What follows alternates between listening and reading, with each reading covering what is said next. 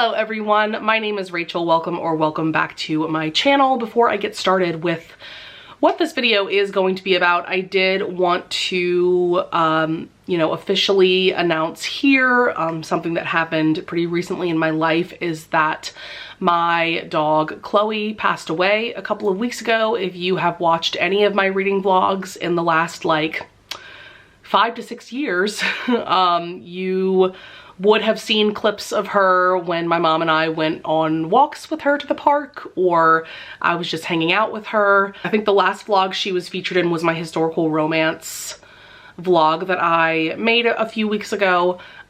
So obviously this loss has been just devastating for my mom and I. Man, grief is a bitch for sure. Even as recently as yesterday, I was sobbing my eyes out about how much I miss her, but at the same time, it was her time to go. Unfortunately, she was in a lot of pain towards the end. She had been going through a chronic illness for the last few years, and it was just really, really rough. So I miss her so much. But I know a lot of you guys were really big fans of her, so I did want to announce that here. But today I'm here to make a video that is hopefully going to lift my spirits and make me happy. I want to just gab about books that I've read recently, specifically in the last month, or the last like 2 months I would say, that I'm just absolutely obsessed with. Most of these books I've given 5 stars and I cannot wait to chat about them with you all. So without further ado, let's just go ahead and jump on into it. I did want to mention a couple of books that I read in December. I will say the last couple of months of 2024, my reading just wasn't great. Like, I wasn't reading a ton of 5-star books. I wasn't reading a lot of books that I was just like really obsessed with and couldn't stop thinking about. But I am happy to say that like come pretty much January 1st of 2025, I've just been picking up more and more books that I'm way more excited about, as you will see later on in this video. But I did want to mention 2 books that I read in December that I really loved. The first one is Puck and Prejudice by Leah Riley. So this is a historical romance slash hockey romance. We have our hero, who is the character from the present day, which I feel like you never see in time travel romances. Usually the heroine is the one from present day, and she somehow time travels back in time and falls in love with a swoony historical hero, but it's the opposite in this case. So our hero, he is a hockey player, a professional hockey player, but he had recently been going through a form of cancer, so I did want to throw that out there, that that is a content warning in this book. So now he's, I think, on the road of recovery, or I think he's just recently recovered and is back like playing for his team, but he gets into a car accident and ends up time traveling all the way back to 1812, where he meets our heroine of the story. I don't remember character names and I'm so sorry, but it's been, like I said, a couple months since I've read this book, so please forgive me. But our heroine is actually best friends with Jane Austen, as she is in the process of writing Pride and Prejudice. So that was a really fun aspect of this book, seeing Jane as a character as well. But yeah, our heroine is the one who discovers the hero after he has time traveled back to the past, and obviously he's wearing, you know, modern day clothing, and so it's a very confusing situation. But they of course start falling for each other, and I just really loved this. I thought it was so much fun. I loved the twist on the time travel romance trope. I really loved how like sweet and protective of the heroine the hero was. I feel like he was just very protective of her agency and her autonomy, where when she's living in a time period where that wasn't a thing for women. And I'm really looking forward to seeing if there's gonna be more books in this series, like what exactly is gonna happen with all of that, because I feel like there are definitely characters that could get their own books, so I'm very much looking forward to that. I also wanted to mention I think it's called The Duke Who Despised Christmas by Scarlett Scott. Now, I know probably none of you are going to take this recommendation right away because who is in the mood to read Christmas romances right now, but I did want to mention it so that you could put it on your TBR maybe for next Christmas season. So this is a classic Scarlett Scott hate to love historical romance. It is a novella, and first and foremost, I just have to say that Scarlett Scott is like the master of hate to love historical romances. She does it so well. It is, you know, true hate to love, and there are always scenes that have me like giggling and kicking my feet. The banter is top notch. It's so good. But the basic premise of this one is that our hero had lost his wife a couple of years back, I think due to illness, and it was due to a fire.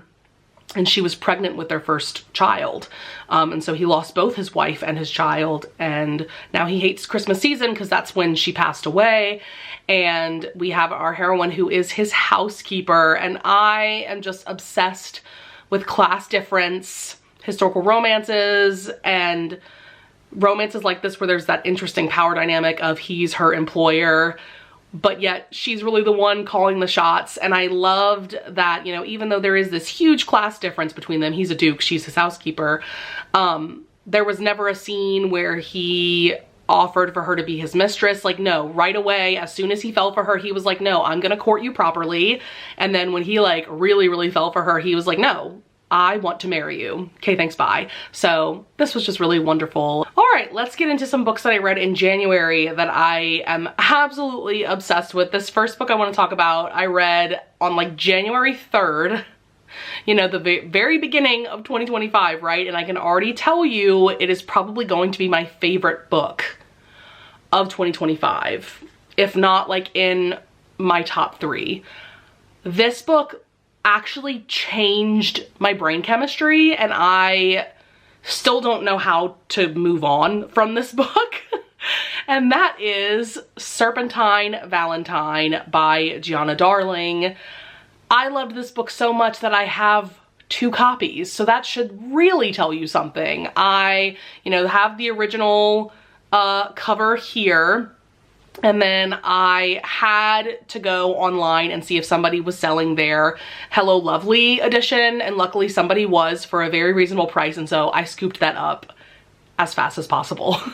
So this is a book that I had heard a lot about in 2024. I think it came out last year, and a lot of my friends had read it and really loved it. Oh my God. First of all, like, you should know this is a very dark romance. This is a dark academia sapphic romance that has gothic vibes, and I feel like these 2 covers perfectly illustrate everything that's going on in this book, because the original cover, which is what you can get off of like Amazon and sites like that, this gives you the dark academia vibe, whereas the Hello Lovely cover gives you the more like fantastical Greek mythology vibes. Not that this is a fantasy romance, but this is a Medusa retelling. It's inspired by Medusa and Greek mythology, and that is incorporated a lot into the story. So let's get into a synopsis before I get too far into my review. I'm actually going to read some of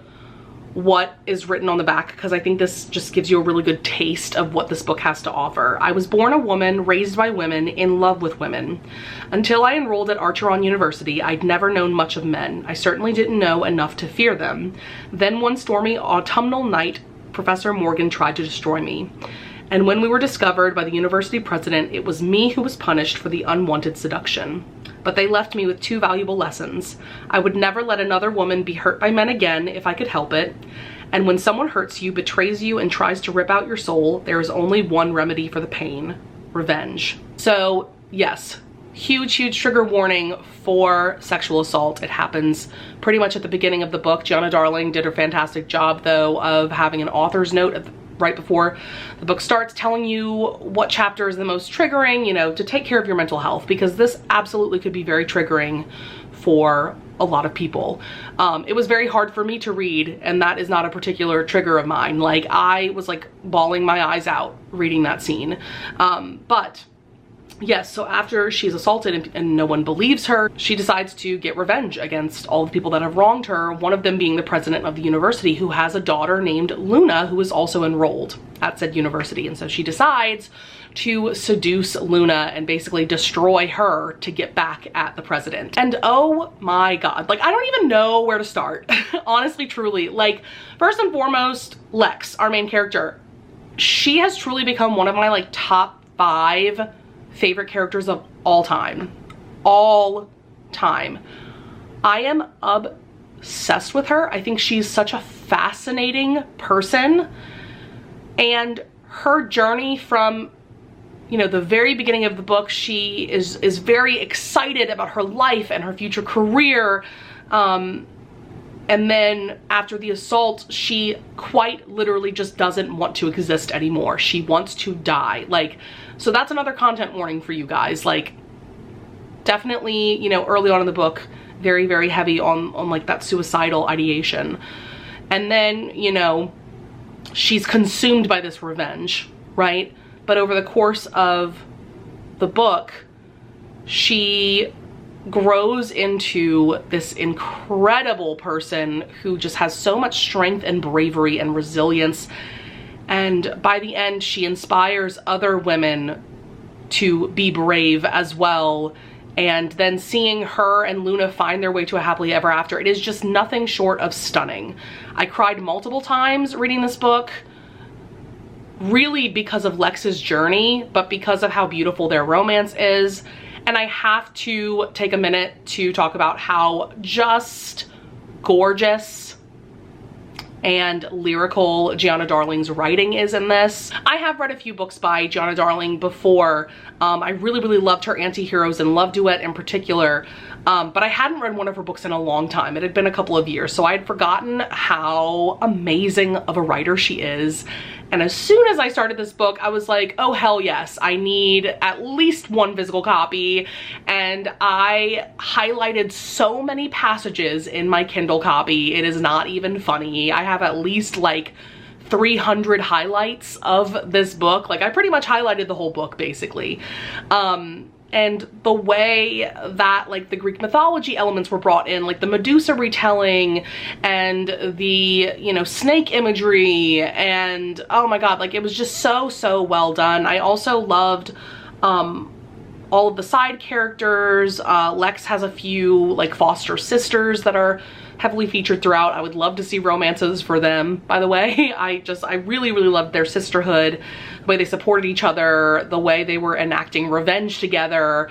This definitely has that like vigilante element to it, and it's just iconic. Also, I just have to say, Lex is also such a fascinating and mesmerizing and enthralling person. The way that she was seducing Luna towards the beginning, I was feeling myself getting seduced. I was like, wait, I think I'm straight, right? And like I was questioning my own sexuality, like what is even happening? I'm telling you, this book changed my brain chemistry. But I just loved how like the romance starts out, but then it becomes something very, very beautiful. Their love scenes are just some of the most beautifully written love scenes and intimacy scenes I've ever read. Oh my god, I could go on and on. Like truly no criticisms. I will hear no criticisms about this book. This is perfect. Perfection. If you take one recommendation from this video, like please let this be it, but also take care of your mental health before going in. So let's move on. Another book that I read recently that I really loved was King of Wrath by Anna Huang. This is book 1 in her Kings of Sin series. So this is a series that centers around the 7 deadly sins. Obviously this one is inspired by wrath. And this one is an arranged / forced engagement, and of course it's a billionaire romance, because that is truly what Anna Huang excels at. Now, I also hadn't read a book by Anna Huang in a really long time. I feel like it's been at least a year or so since I finished her Twisted series. So I just forgot how fun her books are. I love how she writes billionaire romances. There were definitely scenes in this that had me like giggling and kicking my feet between Dante and Vivian. Basically, Dante is, of course, a billionaire hero, like I said, and Vivian is put into an arranged engagement with him, basically because her father blackmails Dante into agreeing to it.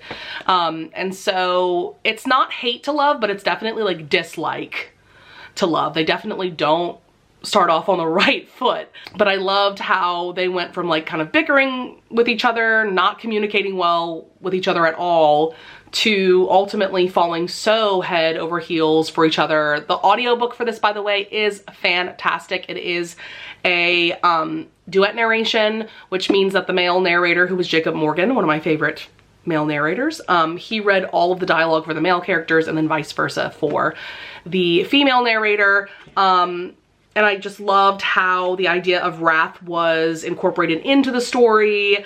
And yeah, I need more of this series ASAP.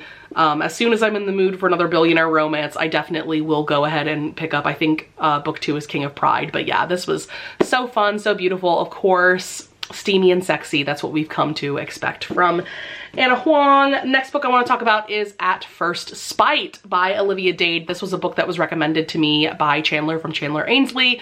So thank you so much, Chandler, for talking about this book. I believe she talked about it in like her favorite romances that she read in 2024 video. But I'll definitely link her channel either up in the cards or down in the description. I love, love, love her and her content so much.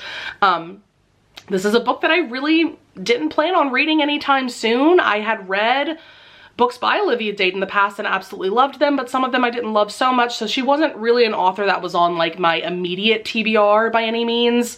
However, I do appreciate her contemporary romances because the plus size representation is always amazing. So this one is a very messy situation. So we have our main character, Athena. She is engaged to this guy, Johnny, and then we have Matthew, who is Johnny's older brother, pictured here. So he is actually the hero of the story, not her fiance.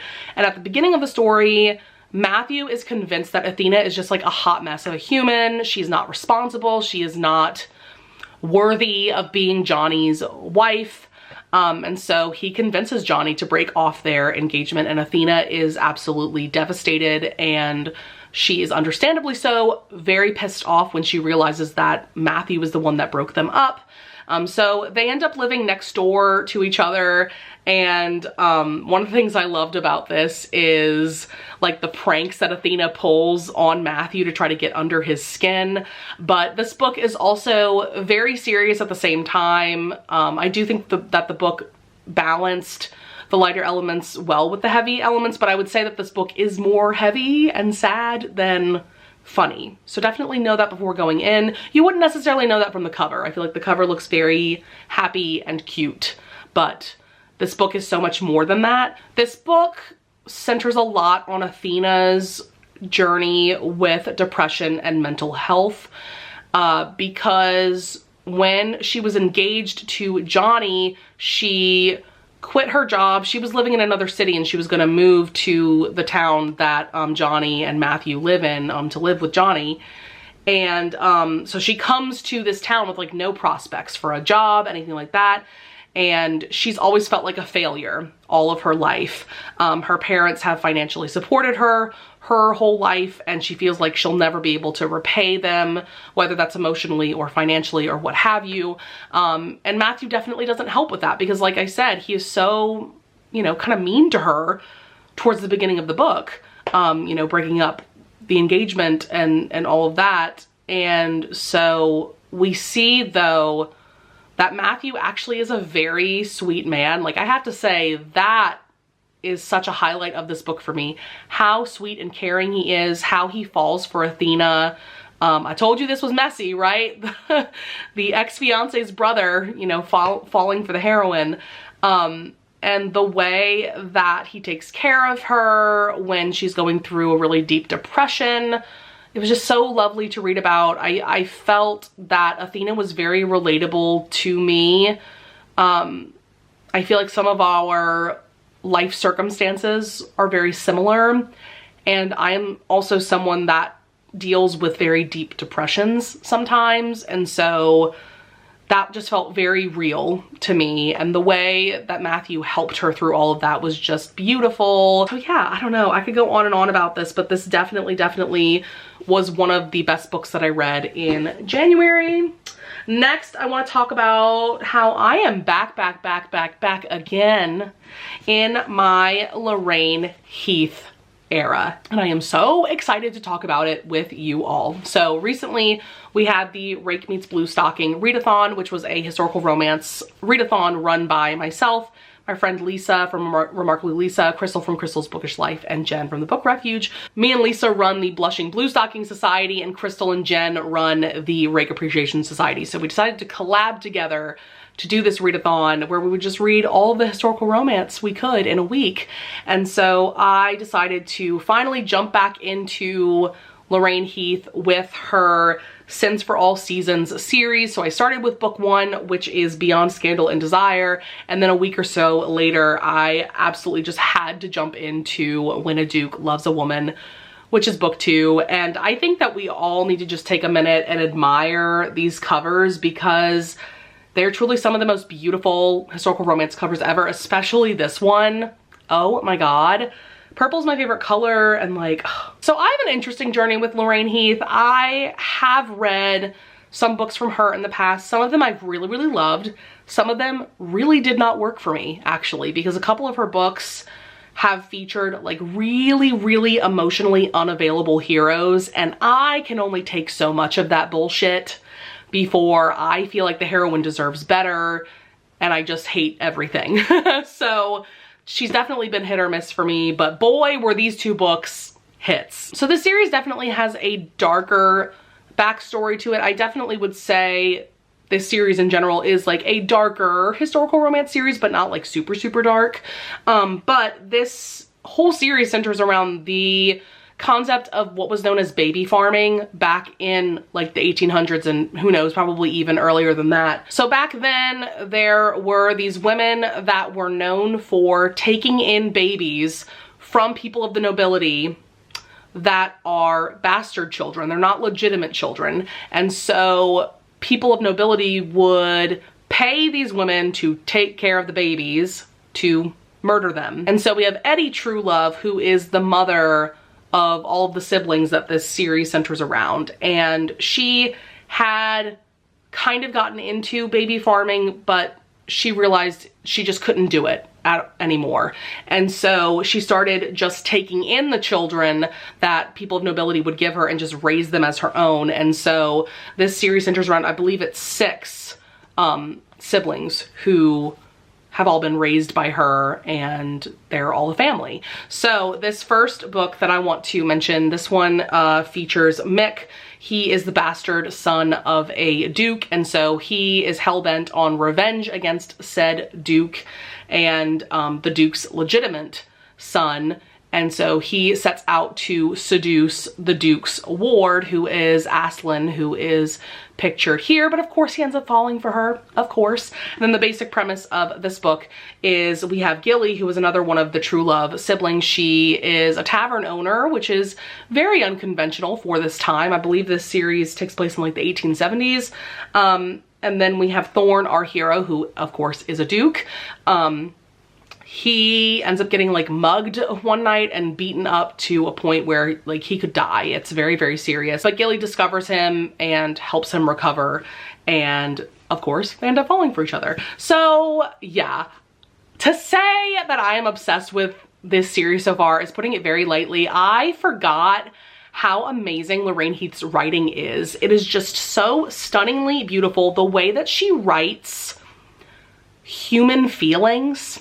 I know that sounds like very basic, but the way that she writes like desire, falling in love, sexual desire, things like that, it just is so beautiful and feels so real and authentic. And she always writes just like the perfect amount of angst. This woman knows when to like press on the gas pedal of angst and when to let off. And usually it's like right by the very end that she lets off of the gas. But yeah, it's just so good. I think that I did enjoy When a Duke Loves a Woman a little bit more just because Gilly felt very relatable to me. She is a taller woman, I think. At one point, it's stated that she's 5'10" and I'm 5'10". So she is someone that, partly because she's so tall, like she's never felt very feminine or desirable or sexy or beautiful or any of those things, but Thorn makes her feel that way. And like, oh my God, just so good. And the way that both of these couples find their way to their happily ever afters, it's just amazing. And I cannot wait to continue on with this series, but I'm also definitely savoring the rest of the books of this series because I don't want it to be over. I am obsessed with the true love siblings that this centers around. Another series that I know I'm not going to be able to shut up about in this video or ever is Fullmetal Alchemist by Hiromu Arakawa. This is a Japanese manga series, but I'm sure all of you have at least heard the name Fullmetal Alchemist thrown around on the internet or otherwise, because this was also adapted into a very popular and amazing anime series. Well, 2 anime series, because there's Fullmetal Alchemist and then there's Fullmetal Alchemist Brotherhood. The Brotherhood one is more recent and actually adheres more to the story of the manga than just Fullmetal Alchemist. But anyways, this is all about alchemy, which is a cross between science, magic, and art. We are centering it around Edward Elric, pictured here, and Alphonse, who looks like a huge suit of armor.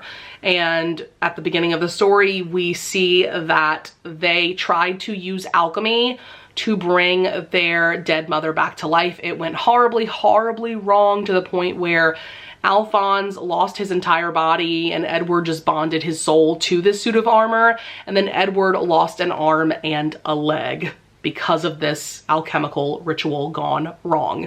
And so now they are trying to figure out a way to get their regular bodies back. Edward is what is known as a state alchemist, which means that he's an alchemist for the military. And so there is a huge storyline all about corruption in this military and the dark things that they are doing and trying to figure out like who's behind it all. So what's interesting about this series is I read the first 12 volumes of this in like 2022 and then I just stopped for like no good reason. I do vaguely remember that at the time I think I kind of burned myself out on the series because I was trying to read like a full omnibus at one time, and these omnibuses are 3 volumes in one. So I was trying to read like 3 volumes in the span of a day as opposed to just taking it 1 volume at a time. So I think I just like overwhelmed myself and burnt myself out. But I have now since reread all 12 volumes that I originally read in 2022 recently. So that should tell you something, that I just like cannot stop with this series. I read 12 volumes of this in the span of January and the beginning of this month. Oh my God, y'all, this series is so amazing. I feel like this has something to offer for every type of reader and every type of person out there. The love and devotion that these brothers have for each other is everything. Yeah, I feel like their relationship is really the spotlight of this series and everything else revolves around that. And oh my God, like the way that alchemy is used in combat, there's a lot of action in this series and it's just like so cool and epic.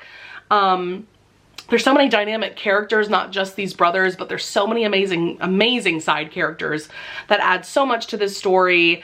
And like, this is truly a story that will keep you on the edge of your seat. There's always some kind of exciting cliffhanger at the end of a volume and you just want to keep going. And I cannot wait to jump into volume 13 now, because I'm now finally getting to a part of the story that I haven't read before. So this is going to be all brand new to me. I haven't watched the anime. I've watched like the first few episodes, but I haven't watched like the entire anime. So I'm just very excited to see what happens next, because there's like terrifying and epic things happening. And there's also an inkling of a romance that I am very excited about. So yes, again, I need to stop, but please pick this up. please. Like, if you take any recommendation from me, it has to be, like I said, Serpentine Valentine and honestly, like Fullmetal Alchemist. Just go for it. These are manga volumes. You will fly through them. The art style is amazing too. Like, just please take my recommendation. And then last but certainly not least, I did want to talk about the Plated Prisoner series by Raven Kennedy. I have now read the first 2 books of this series, which is Gild and Glint, and I am currently about 120 pages into Gleam, which is book 3. And I am just really enjoying this series. I haven't given any of the books 5 stars yet, but I have a feeling that Gleam could be a 5-star book. So basic synopsis, this is a King Midas retelling. We have Midas and then Auren, our main character. She is gold, quite literally gold. She's got gold skin, gold hair. She is like the favored pet of this king. I do want to throw out there, by the way, content warning for sexual assault and just like Midas being like creepy and possessive of Auren. It's definitely hard to read, especially in this first book, because she doesn't yet realize how oppressed she is and how trapped she is in this relationship. He literally keeps her in a gold cage. Like, yeah, she is a pet to him, not a human. And so she lives in the 6th kingdom of Aurea with Midas. He rescued her from the streets, gave her food, shelter, and his heart. I promised to love him forever. But when war comes to the kingdom, a deal is struck and I am at the heart of the bargain. And so that's what starts Auren being able to see through Midas's mask and veneer into, you know, how truly evil he is. And things just go on from there. I am really loving the like love triangle aspect of this because it's giving ACOTAR in like the best way possible without it like completely copying ACOTAR, because we have Auren, she's with Midas, who is definitely abusive to her, and then she meets her love interest. Well, towards the end of this book they meet, but then their relationship kind of starts to develop in Glint. And then in Gleam, I feel like that's where the romance is really gonna pop off. But it's that vibe of like the heroine falling for the villain, like Reese was portrayed to be in ACOTAR. And it's just so fun to read about. I really enjoy Raven Kennedy's writing. I feel like it's just so compulsively readable. I just want to keep reading. And I love Auren. I love our main character. I love the character development that she's gone through in these first couple of books. From, you know, being kept as a pet, like I said, in a cage, to being someone who is figuring out and learning her worth and her power. And yeah, it's just, it's beautiful to see. I love the person that she's becoming. I'm just excited to continue on. I definitely want to finish this series probably in the next couple of months or so, because I don't want there to be too much time between me picking up each book of the series, because I tend to do that. I tend to let like way too many months go by, and then I have to either like read a recap of the previous book or completely reread the previous book, and it's just like so annoying. So I'm trying to not let that happen with this series. So that is going to be it for all the books that I've read recently that I am absolutely obsessed with. I would love it if you would leave a comment down below if you want to talk about books that you've read recently that you have absolutely loved. I would also love it if you would leave a like and subscribe, and I thank you so much in advance if you do. And with all that being said, I will see you guys in the next video. Bye!